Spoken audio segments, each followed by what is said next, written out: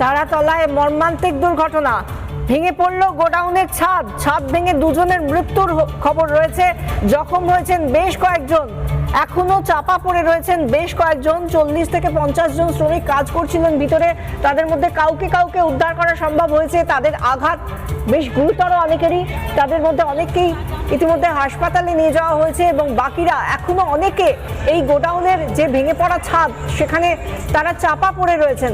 উদ্ধারকারীরা কাজ করছেন, দমকল, পুলিশ এবং বিপর্যয় মোকাবিলা বাহিনী এই মুহূর্তে কাজ করছে বলে জানা যাচ্ছে। গ্যাস কাটার দিয়ে এই লোহা স্ট্রাকচার কেটে সেখান থেকে লোকজনকে বার করার চেষ্টা করা হচ্ছে, যারা চাপা পড়ে রয়েছে, যাতে দ্রুততার সঙ্গে তাদের প্রাণ বাঁচানো যায় সেই চেষ্টাই করছেন উদ্ধারকারীরা।